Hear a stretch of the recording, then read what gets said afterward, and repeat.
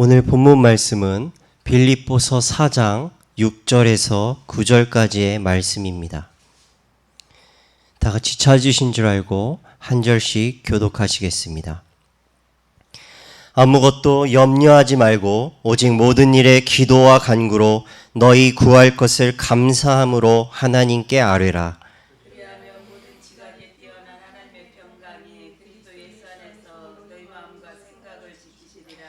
정말로 형제들아, 무엇에든지 참되며 무엇에든지 경건하며 무엇에든지 오르며 무엇에든지 정결하며 무엇에든지 사랑할 만하며 무엇에든지 칭찬할 만하며 무슨 덕이 있든지 무슨 기림이 있든지 이것을 생각하라. 너희는 내게 배우고 받고 듣고 본바를 행하라. 그리하면 평강의 하나님이 너희와 함께 계시리라. 아멘. 지난주에 우리 말씀 제목은 하나님 말씀에 순종하는 자라는 제목이었습니다. 오늘 말씀에 우리에게 아무것도 염려하지 말고 모든 일을 기도와 간구로 하나님께 감사함으로 아뢰라라고 말씀하셨습니다. 그리하면 모든 지각에 뛰어난 하나님의 평강이 예수 그리스도 안에 있는 우리의 마음과 생각을 지켜주시겠다라고 약속하셨습니다. 우리에게 약속하신 말씀을 우리가 붙잡고 순종할 때 우리의 삶에 열매 맺는 삶을 하나님이 우리에게 나타내 주십니다. 그래서 오늘 말씀의 제목은 순종의 열매.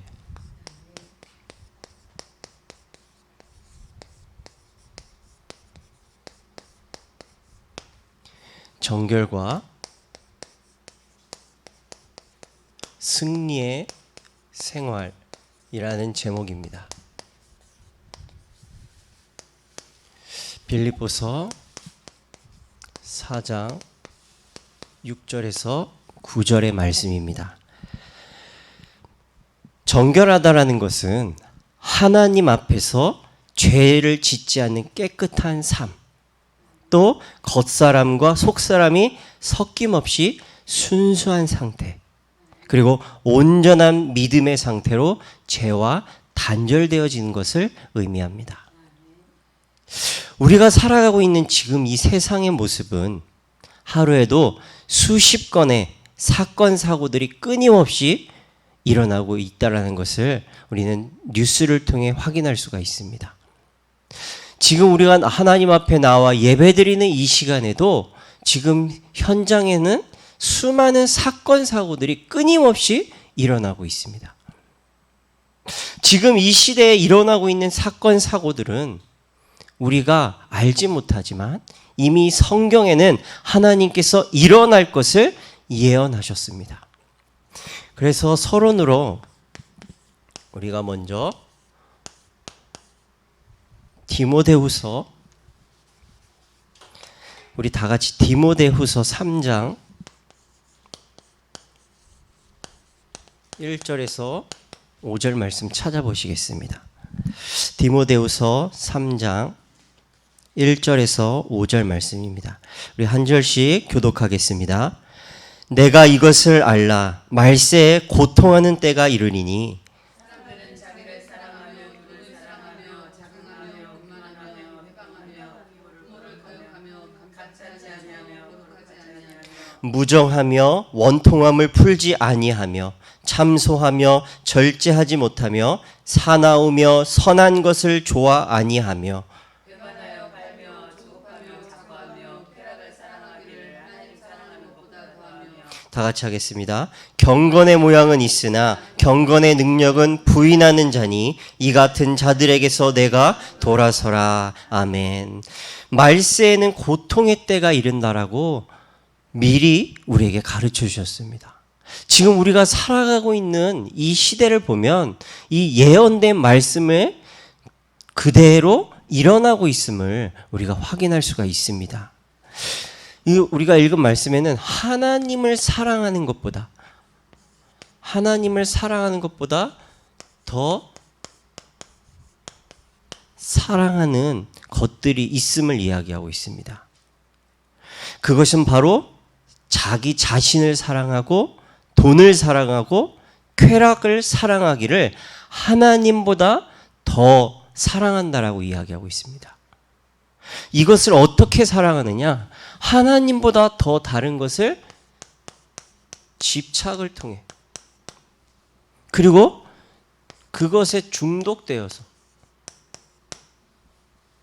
그리고 그것 때문에 하나님을 사랑하는 것을 방해되는 분열, 이것으로 24 되어져 하나님의 자녀인데도 이것을 하나님보다 다른 것을 더 사랑하는데 집착과 중독과 하나님보다 다른 것을 사랑하는 분열된 상태로 24 끌려다니고 있습니다. 그리고 하나님보다 더 사랑한다라는 것은 내 마음에 하나님이 아닌 다른 마음이 있어서 하나님보다 더 우선이 된다라는 것을 생각할 수가 있습니다. 성경은 하나님보다 더 사랑하는 것, 그걸 바로 우상이라고 말합니다. 그래서 우리는 하나님보다 더 사랑하는 것, 우상 숭배를 하면서 하나님보다 더 우선이 되고 더 사랑하는 것이 내게 우상이 돼서 그것으로 삶과 정신을 장악되어지고 하루 종일 생각에 잡혀서 끌려다니게 만듭니다. 즉 하나님보다 다른 것을 더 사랑해서 우리의 육신과 우리의 영혼이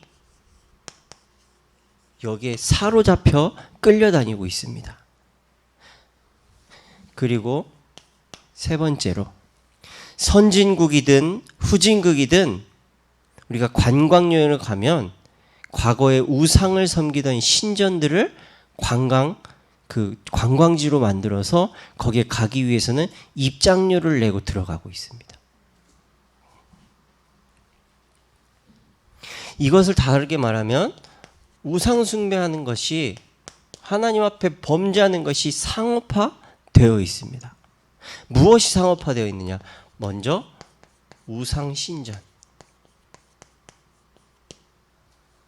우리나라에도 제가 산에 우리가 보면은 이런 동네 산은 우리가 돈을 내고 들어가지 않지만 국립공원에서 나라에서 관리하는 그 산에 들어가려고 하면, 거기에 국립공원에 들어가려고 하면 일단 입장료를 냅니다.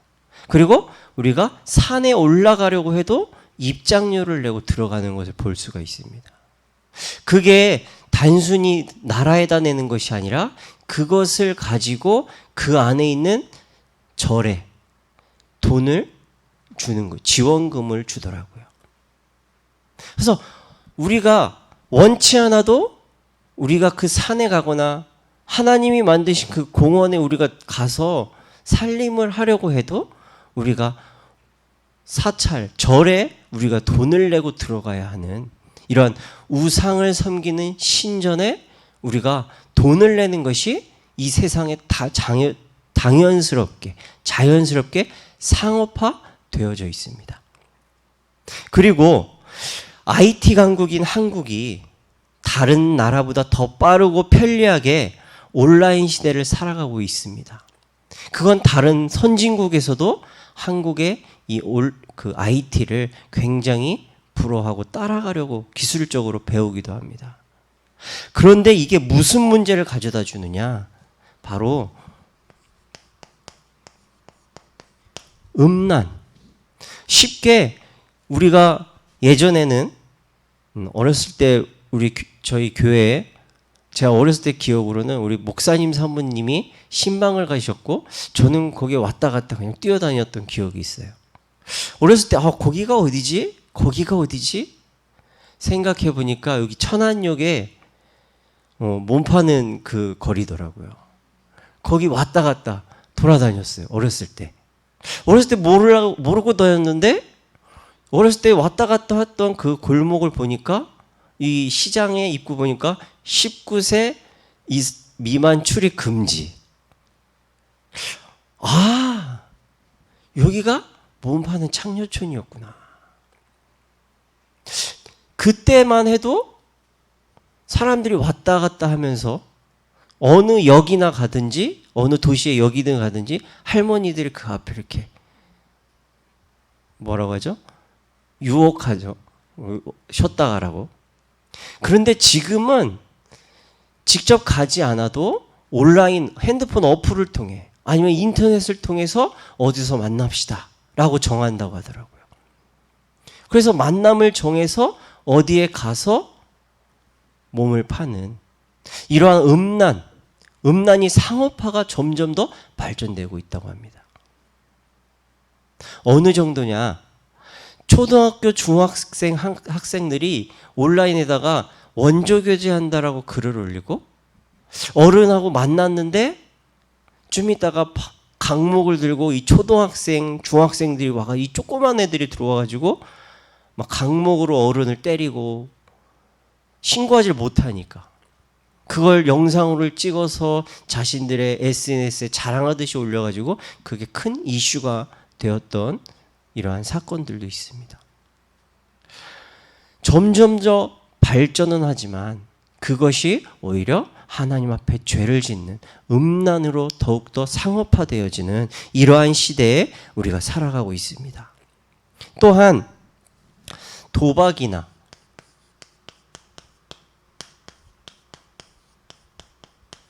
마약. 예전 같은 경우에는 도박도 마약도 어디 막 꽁꽁 숨어서 뭐 영화 같은 거나 이런 거 보면 뉴스 같은 거 보면 일망타진했다. 숨어 있는 사람들 다 찾았다. 지금은 도박하고 마약하는 게 우리가 살고 있는 우리 주변에 그러한 일들이 너무나 가정집인 줄 알았는데 그것이 도박하는 하우스가 되고 그곳에서 양귀비를 재배해서 또 마약을 하는 이러한 판매처가 되기도 하고 온라인을 통해 또 도박이나 마약 같은 것들이 너무나 쉽게 접할 수 있는 이러한 점점 더 타락의 문화가 상업화되어지고 있는 것을 우리는 확인할 수가 있습니다.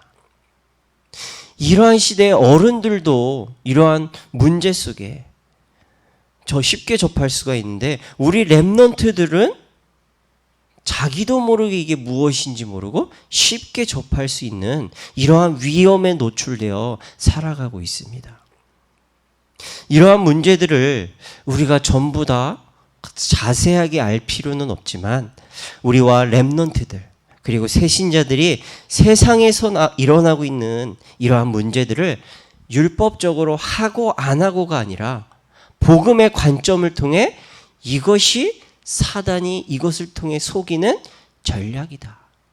이게 사단이 속이는 죄의 통로다라는 것을 우리가 복음적으로 이해하고 우리 렘넌트들에게 하고 안 하고가 아니라 복음을 통해 이해시키고 새신자에게 이해시켜서 복음으로 승리할 수 있도록 죄에 빠지지 않고 정결한 삶과 승리의 삶을 누려서 하나님께 영광 돌려드릴 수 있는 기쁨을 누릴 수 있도록 우리가 이해하고 전달해야 할 필요가 있습니다.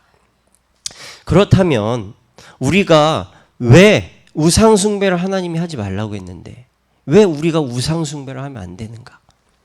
우상숭배를 하면 왜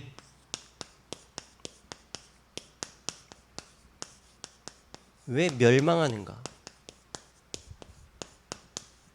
그것을 우리가 복음적으로 바르게 우리가 이해를 해야 되겠습니다. 우리 다 같이 창세기 3장 1절에서 5절 말씀 찾아보시겠습니다. 다 같이 창세기 3장 1절에서 5절 말씀입니다. 우리 한 절씩 교독하시겠습니다.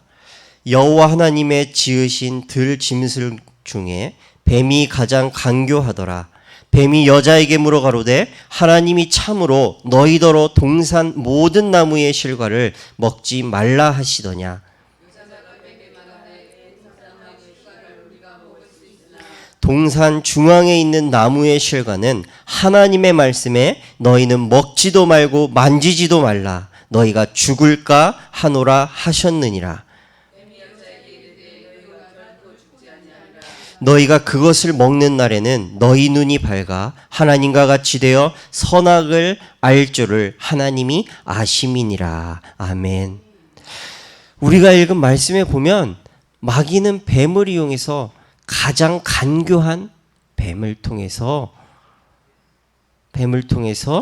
하와에게 참으로 너희더러 동산 모든 나무의 실과를 먹지 말라 하시더냐. 분명히 창세기 2장 17절에 보면 선악을 알게 하는 나무의 실과는 먹지 말라. 내가 먹는 날에는 정령 죽으리라라 말씀하셨습니다. 무슨 말이냐? 동산 모든 나무의 열매를 먹지 말라 하지 않으시고 모든 것을 네가 마음대로 먹어도 되는데 동산 중앙에 있는 선악을 알게 하는 그 나무의 실과만은 먹지 말라.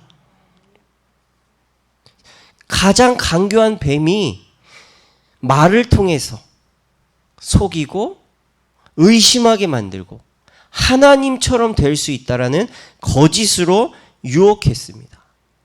그 유혹에 생각과 마음을 빼앗겨서 불순종하는, 하나님의 말씀을 의심하고 내가 하나님처럼 되는 것을 하나님이 알고 막기 위해 너보고 먹지 말라고 한 것이다. 그 거짓으로 속이고 그것으로 의심하게 하고 거짓을 유혹해서 생각과 마음을 완전히 빼앗기게 되었습니다. 우리가 기억해야 하는 것은 하나님을 일심 전심으로 믿지 못하면 내 안에 두 가지 마음이 일어나서 불순종의 열매가 맺히게 된다는 것입니다. 결국 하나님을 떠나 죄의 종된 인간에게 삶의 이유와 삶의 목적과 삶의 방향을 모르게 방황하게 하고 또 답을 찾아 헤매는 삶을 살게 만들었습니다. 성경은 말씀하고 있습니다. 사단은 살인한 자, 거짓으로 속이는 자, 육체의 정욕을 따르게 만드는 자로 멸망의 길을 만들게 하고 있음을 요한복음 8장 44절에 말씀하고 있습니다. 그래서 하나님께서 우상 숭배를 하지 말라고 계명의 1에서 3계명으로 자녀들에게 강력하게 말씀하셨습니다. 너희는 나 위에 다른 우상을 섬기지 마라. 만들지도 말고 새기지도 말고 내 마음에 두지 말라라고 강력하게 말씀하셨습니다. 또한 요한계시록 12장 9절 말씀에 보면 옛뱀 곧 마귀라고도 하고 사단이라고도 하는 온천하를 꿰는 자라라고 사단을 이야기하고 있습니다. 사단은 온천하를 거짓으로 뒤흔드는 존재로서 온 세상이 하나님을 몰라 죄에 빠져 멸망의 길로 가게 만들고 있음을 말씀하고 있습니다.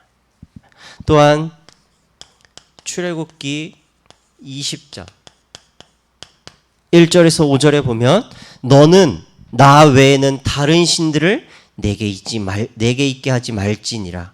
너를 위하여 새긴 우상을 만들지 말고 또 위로 하늘에 있는 것이나 아래로 땅에 있는 것이나 땅 아래 물속에 있는 것에 아무 형상이든지 만들지 말며 그것들에게 절하지 말며 그것들을 섬기지 말라. 나 여호와 너의 하나님은 질투하는 하나님인즉 나를 미워하는 자의 죄를 갚되 아비로부터 아들에게로 3, 4대까지 이르게 하겠다라고 말씀하고 있습니다. 우상 숭배를 하면 본인, 우상 숭배하는 자신만 망하는 게 아니라 그 영적 문제가 대물림이 되어서 3, 4대까지 망하게 된다라고 말하고 있습니다. 이것은 단순한 문제가 아니라 영원한 고통이 꼬리표처럼 계속해서 따라다니는 저주와 재앙을 이야기하고 있습니다. 그래서 하나님께서 주신 10계명 중에 1에서 3계명에 나 위에 다른 신을 너희 안에 있게 두지 말라고 가장 중요하게 가장 첫 번째로 우리에게 말씀해 주셨습니다. 이것을 무당을 통해서 우리는 확인할 수가 있습니다. 무당은 TV 다큐멘터리나 이러한 사람들의 이야기를 들으면은 내 자녀에게 내가 대물림되지 않게 하기 위해서, 신병을 대물림되지 않게 하기 위해서, 십내림 밟지 않게 하기 위해서 내가 자녀를 대신해서 받았다. 근데 그것으로 끝나는 줄 아는데 그 신병이, 이 귀신 들림이, 영적 문제가 자녀에게 그대로 대물림돼서 자녀까지도 무당이 되어지는 그러한 심각한 문제를 우리 TV를 통해 확인할 수가 있습니다. 이것을 끊을 수 있는 길, 이것에서 벗어날 수 있는 답, 이거 사망에서 생명으로 옮길 수 있는 유일한 분은 오직 예수 그리스도밖에 없음을 우리에게 정확하게 알게 하시고 우리를 구원으로 우리를 인도해 주셨습니다. 이 구원의 답을 정확하게 내가 알고 이해하고 삶 속에서 누림으로써 이 사실을 내 삶 속에서 누리고 우리 후대들에게, 우리 렘넌트들에게 왜 우상 숭배를 하면 안 되는지, 그것을 아이들에게 이해시키는 것보다 복음으로 정확하게 깨달을 수 있도록 우리가 전달해서 멸망의 흐름 속에 있지 않도록 우리가 정확하게 전달하시기 바라겠습니다. 네 번째로 고린도전서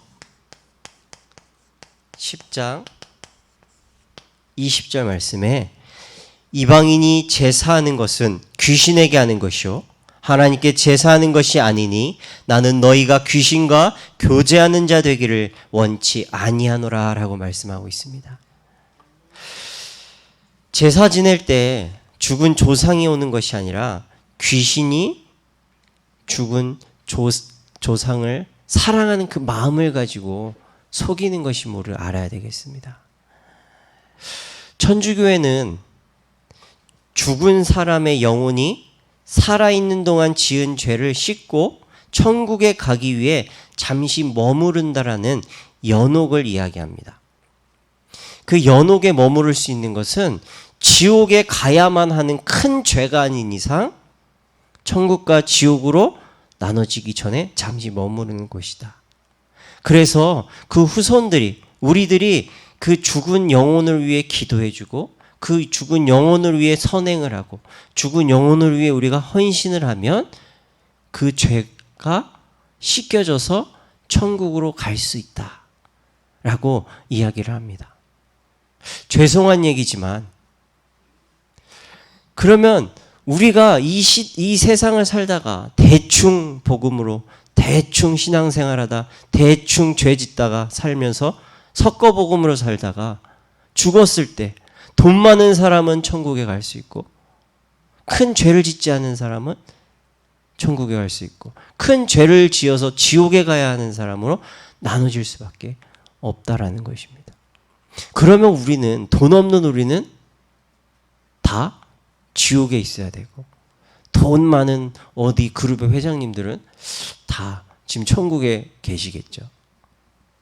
이것은 죽은 사람을 팔아가지고 사단이 그것을 통해 부모를 사랑하는 마음, 그것을 통해 우리를 속이는 전략임을, 그래서 하나님을 믿지 못하게, 하나님의 말씀을 온전히 믿지 못하게 마음을 속이는 그 죄라는 것을 우리가 정확하게 알아야 되겠습니다. 다섯 번째로 요한계시록 14장 9절에서 11절 말씀에 우상에게 경배하면 하나님의 진노의 포도주를 마시리니 거룩한 천사들 앞과 어린 양 앞에서 불과 유황으로 고난을 받으리니 그 고난의 연기가 세세토록 올라가리로다 라고 말씀하고 있습니다. 고통을 받는데 그 고통이 세세토록 받는다라고 말하고 있습니다. 죽으면 끝나는 것이 아니라 죽음 이후에 영원한 지옥불의 고난을 받고 이것은 대대로 대물림이 되는 하나님의 진노를 받게 되어 있습니다. 그것이 바로 우상숭배의 죄입니다.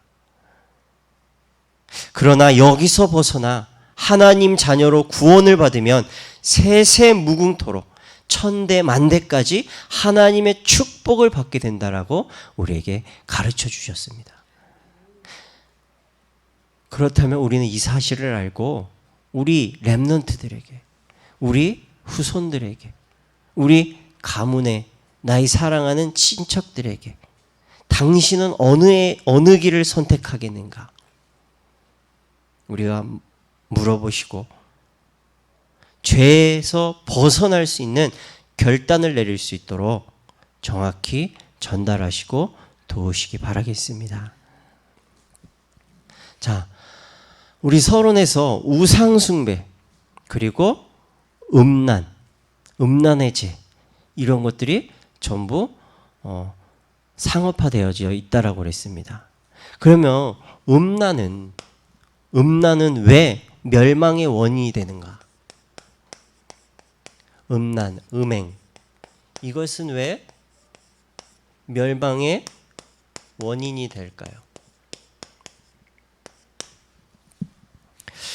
우리가 생각하기로는 음란은 육체적인 것이라고 생각을 합니다.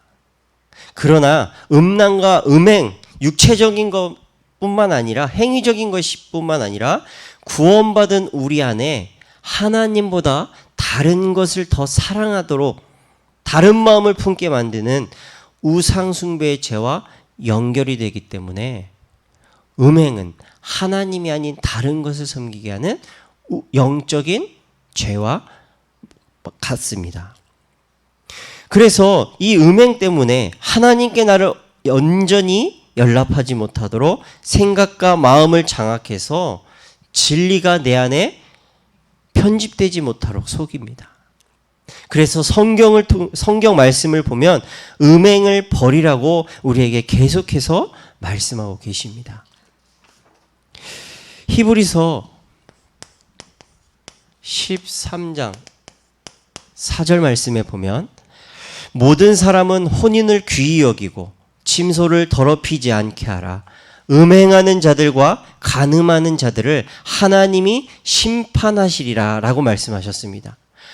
왜 음행이 멸망이 되느냐? 하나님이 심판하시겠다라고 말씀하셨습니다. 하나님께서 인간을 창조하실 때 남자와 여자로 만들어 가정을 세우시고 생육하고 번성하는 축복을 주셨습니다. 그러나 하나님을 떠난 육신 중심의 네피림 시대는 창세기 6장 2절의 말씀에 보면 자기들의 좋아하는 모든 자로 아내를 삼았다라고 이야기하고 있습니다. 음란의 시대 속에서 하나님 떠난 인간은 육신의 음란의 시대 속에서 살게 되었습니다. 영적인 측면에서 생각해 보면 오직 하나님만 믿고 하나님만 찬양하며 하나님만 경배하며 영광 돌려야 돼야 하는 인간에게 하나님보다 더 사랑하고 더 경배하고 더 따르는 우상을 내 안에 들여놓는 큰 죄악을 저지르게 된 것입니다. 그 죄의 결과는 하나님의 심판뿐임을 분명하게 우리에게 가르쳐주고 계십니다. 고린도전서 16장 18절 말씀에 보면 고린도전서 6장 18절 말씀에 보면 음행을 피하라. 사람이 범하는 죄마다 몸 밖에 있거니와 음행하는 자는 자기 몸에게 죄를 범하는 것이라고 이야기하고 있습니다. 음행은 몸 안에 그냥 겉으로만 짓는 것이 아니라 우리 안에 하나님의 성전된 나를 죄의 도구로 내어주는 음행의 죄를 짓지 말라고 말씀하시는 것입니다. 그래서 음행은 성전된 나에게 죄의 도구로 나를 내어주는 것이기 때문에 하나님의 피값으로 산 나를 죄의 도구로 드리지 말라. 그러면 너희는 심판받을 것이다. 음행의 멸망의 심판을 받게 될 것이다 라고 말씀하셨습니다. 또한 잠언서 6장 26절 말씀에 보면 음녀로 인하여 사람이 한 조각 떡만 남게 되며 음란한 계집은 귀한 생명을 사냥함이니라 라고 말씀하고 있습니다. 뭐냐? 잠언서 6장 26절에 생명을 사냥한다라고 했습니다.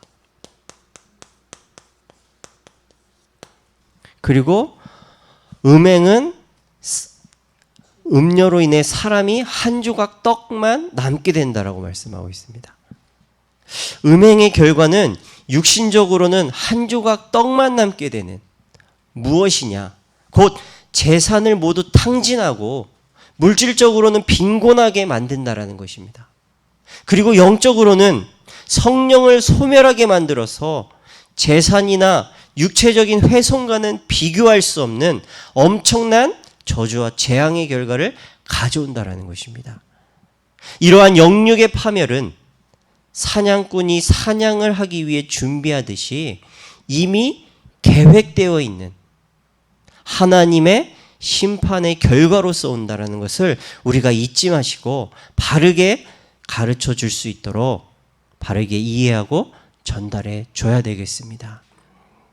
그래서 음행을 하면서 음란을 하면서 재산을 지키려고 해도 그 재산이 물질은 다 한 조각 떡과 같이 모든 것이 다 사라지는 이러한 육신의 심판과 영적으로 내 안에 하나님의 생명을 가진 자가 하나님의 생명을 소멸하게 하는 이러한 죄를 짓고 하나님으로부터 죄의 심판을 받을 수밖에 없다. 이것을 우리가 바르게 이해하고 전달해 줘야 되겠습니다.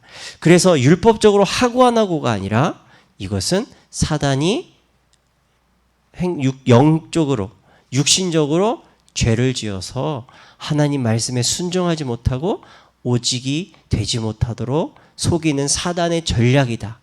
이것을 우리가 바르게 가르쳐 줘야 되겠습니다. 또한 잠언서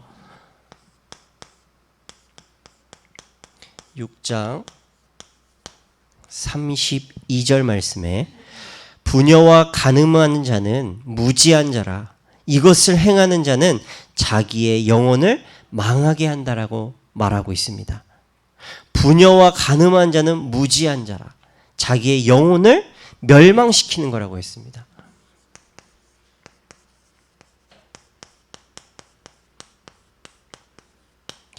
우리가 생각하기에 친아버지가 친딸을 강간을 한다. 우리 상상할 수가 없는 일이죠. 최근에 뉴스를 봤는데 엄마하고 아들이 장 보러 나간 사이에 집에 혼자 남은 딸을 강간했더라 라는 기사가 떴습니다. 그러니까 그 댓글에 사람들이 에이 설마 친자녀 친딸이겠어? 했는데 정말 친딸이더라고요.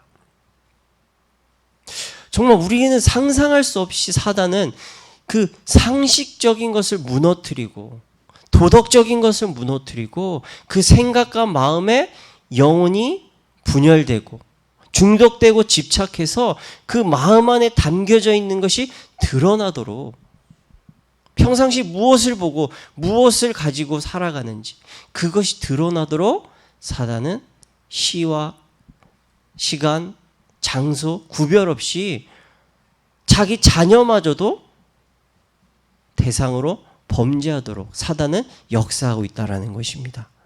그러면 인간적으로 세상에서 부끄러움을 당하지만 더 중요한 것은 육신의 죄는 결국 우리의 영혼을 멸망의 길로 가게 만든다라는 것을 우리는 기억해야 되겠습니다. 그리고 다섯 번째로 잠언서 데살로니가 전서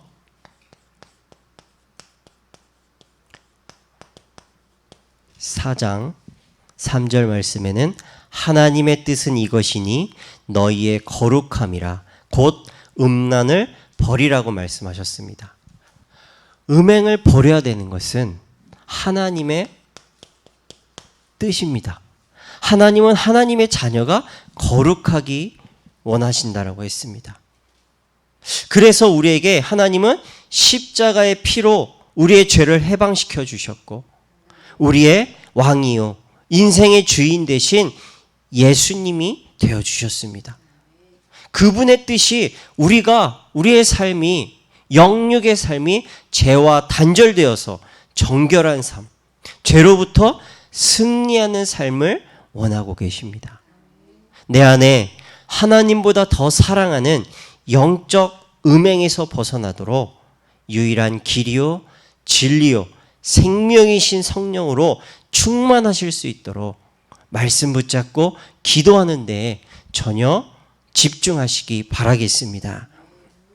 그렇다면 세 번째로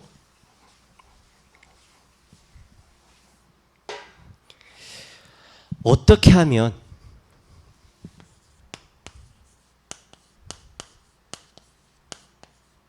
우리가 죄로부터 벗어나고 말씀에 순종할 수 있을까요?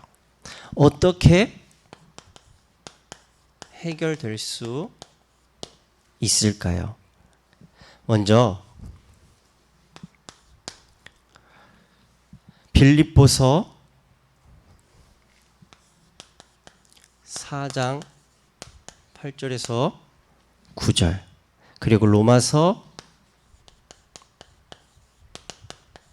8장 7절 그리고 로마서 13장 14절 말씀에 보면 빌립보서 4장 8절에서 9절에 무엇에든지 참되며 경건하며 옳으며 정결하며 사랑할 만하며 칭찬할 만하며 무슨 덕이 있든지 무슨 기림이 있든지 이것을 생각하라. 내게 배우고 받고 듣고 본 바를 행하라. 그리하면 평강의 하나님이 너희와 함께 계시리라 라고 말씀하셨습니다. 또한 로마서 8장 7절에는 육신의 생각은 하나님과 원수가 되나니 이는 하나님의 법에 굴복치 아니할 뿐 아니라 할 수도 없음이라. 로마서 13장 14절에는 오직 주 예수 그리스도로 옷을 입고 정욕을 위하여 육신의 일을 도모하지 말라라고 말씀하셨습니다. 우리에게 말씀을 통해서 우리의 마음을 다스릴 때 우리가 죄에게 우리의 영혼과 우리의 삶을 빼앗기지 않는 죄의 도구로 쓰임받지 않을 수가 있습니다. 우리 안에 무엇이 담겨져 있는가? 그것에 따라서 내가 무엇을 평상시 교회에 와서는 하나님의 말씀으로 산다라고 이야기하지만 내 현장에서 내 삶의 모습 속에서 내 안에 무엇이 담겨져 있고 무엇에 관심이 있고 무엇을 따라가는지 그것에 따라 우리의 생각이나 말이나 행동이 나타나게 됩니다. 우리 안에 거짓되고 경건치 못하고 부정되고 정결치 못하고 사랑받지 못하며 칭찬받지 못할 것들이 담겨져 그것을 생각하면 그것이 나도 모르게 말과 행동으로 나오게 됩니다.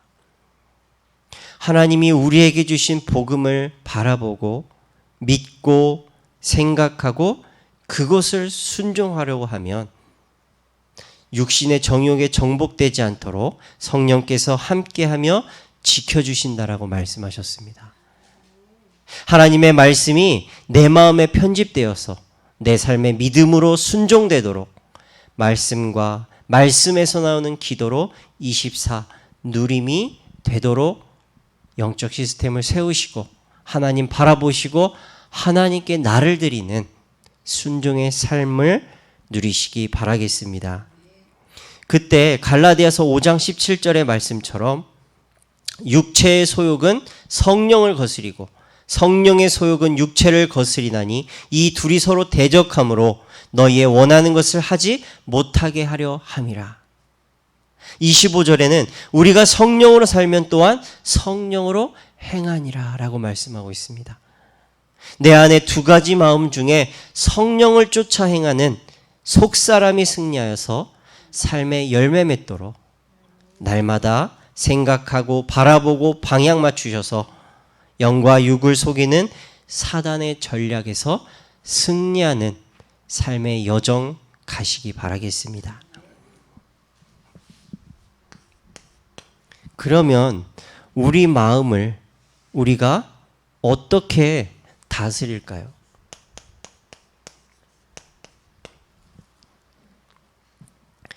우리가 우리 마음을 다스리기 위해서는 먼저 깨달아야 될 것이 있습니다.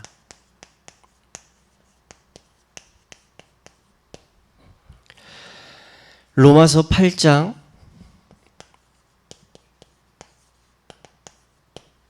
2절 말씀에 그리스도 예수 안에 있는 생명의 성령의 법이 죄와 사망의 법에서 우리를 해방하였다라고 말씀하고 있습니다. 예수님의 십자가의 보혈로 우리를 죄와 사망의 모든 법과 배경에서 구원하시고 하나님 안에서 영원한 보좌의 배경으로 모든 것을 공급받도록 생명적인 관계로 회복시켜 주셨습니다. 그리고 성령께서 고린도전서 3장 16절 성령이 내 안에 성전 삼고 나와 함께하고 계십니다.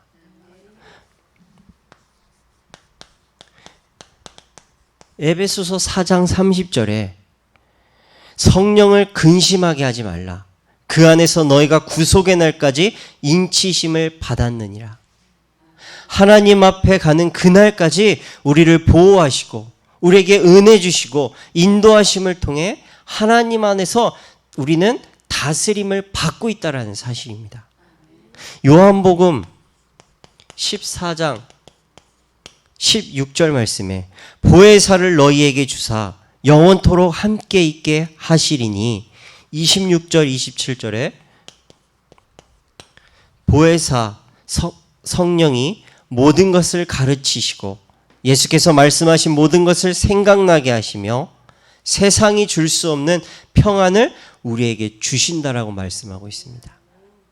보혜사 성령으로 죄로부터 정결케 하시고 사단에게서 승리할 수 있도록 말씀 안에서 생각나게 하시고 말씀 안에서 우리에게 평안함을 얻게 주고 계십니다. 갈라디아서 5장 16절 성령을 쫓아 행할 때 육체의 욕심을 이루지 않게 하십니다. 그러므로 우리가 육체의 정욕에 빠져 하나님을 염려시키지 않도록 성령 충만 받기 위해 기도하기를 힘쓰시기 바라겠습니다. 그러므로 생명의 말씀으로 나의 영육의 삶을 깨우고 능력의 말씀으로 죄에서 해방되는 데 올인하여서 성령으로 올 체인지 되는 열매 맺도록 성령 충만 받는 예배와 삶을 위해 기도하시기 바라겠습니다. 그리고 우리가 깨달았다면 이제 우리가 실행해야 되는 것들이 있습니다. 무엇이냐? 바로 우리가 주님께서 성령으로 계심을 항상 인식할 수 있도록 성령 충만받기 위해 삶이 예배가 되고 하나님께 방향 맞춰 가야 되겠습니다. 또한 두 번째로 우리가 항상 매 시, 매 장소, 매 사건마다 주님과 교제하는 데 힘써야 되겠습니다.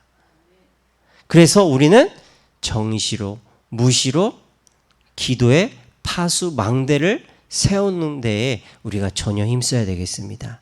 그리고 세 번째로 주님이 행하시는 능력을 따라갈 수 있도록 우리가 성령 인도받는 데에 내 마음이, 내 삶이 하나님께 방향 맞춰 가시기 바라겠습니다.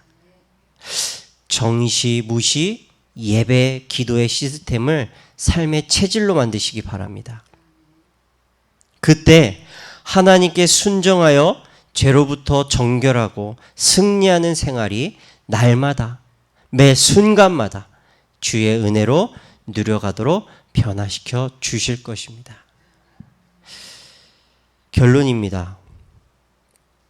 우상숭배와 음행에서 이길 수 있는 일이 있습니다. 전도서 12장 11절에 보면 지혜자의 말씀은 찌르는 채찍 같고 회중의 스승의 말씀은 잘 박힌 못 같으니 다 한 목자에 주신 바니라 라고 말씀하고 있습니다. 하나님의 말씀이 내 마음에 잘 박힌 못과 같이 편집되어 그 말씀을 되새기며 성령의 사람으로 충만하며 우리가 현장에 나아갈 때 우상과 음행의 죄에서 마음과 생각을 하나님의 지켜주십니다. 그리고 하나님 안에 있을 때 죄의 상황과 환경 속에 있어도 죄로부터 영향을 받지 않고 승리할 수 있도록 역사해 주십니다. 이 증거를 체험하시도록 기도하셔서 체험이 체험되고 체험을 통해 체질이 되어 삶의 정결과 승리의 열매를 맺어 하나님께 영광 돌려드리는 기쁨의 삶의 여정 가는 우리 모든 천안중앙 그리스도의 중직자 여러분, 우리 렘넌트 되시기를 바라겠습니다. 기도하시겠습니다. 하나님 아버지 감사합니다. 순종의 하나님이 주신 말씀을 붙잡고 모든 것을 하나님께 맡기며 그 말씀의 약속을 믿고 순종할 때 우리의 삶에 하나님이 생각과 마음에 지켜주시고 참된 평안을 주신다라고 약속하셨습니다. 오늘 우리에게 주신 말씀 우리가 삶 속에서 붙잡아서 세상에 사단이 만들어 놓은 문화와 흐름과 세상의 모습에 장악되어 있는 우상숭배와 또 음란과 각종 사건 사고를 일으키는 도박과 마약과 많은 영육의 죄에 우리가 속지 않도록 오늘 주신 말씀 정확하게 붙잡고 말씀 24 집중해서 우리의 현장에 25의 응답과 우리의 삶의 영원한 작품을 응답으로 남기는 삶을 가게 하여 주시옵소서. 우리의 영혼과 우리의 육신이 죄의 도구로 쓰임 받지 않도록 오늘도 주신 말씀에 우리 현장 속에서 말씀 충만하게 하여 주시고 성령으로 주인되어 우리의 삶을 인도하시는 성령으로 충만하는 데에 영적 시스템을 세워 집중하여서 우리가 하나님의 의의 병기로 온전히 쓰임받게 하여 주시옵소서. 그래서 현장에 그리고 우리 가정을 그리고 후대를 죽이는 사단에게서 우리 후대들을 살리고 생명을 살리고 시대를 살리는 전도자로 온전히 쓰임받게 하여 주시옵소서. 우리의 삶이 먼저 복음을 정확하게 이해하고 복음을 누려서 하고 안 하고가 아닌 율법을 전달하는 전도자가 아닌 온전한 복음을 정확하게 전달해서 우리 후대를 살리고 가문을 살리고 시대를 살리는 전도자로 쓰임받게 하여 주시옵소서. 그래서 하나님의 말씀에 순종하며 우리의 삶에 죄와 상관없는 정결한 삶과 사단에게서 죄에게서 승리하는 삶이 열매 맺혀지게 하여 주시옵소서. 예수 그리스도의 이름으로 간절히 기도드리옵나이다. 아멘.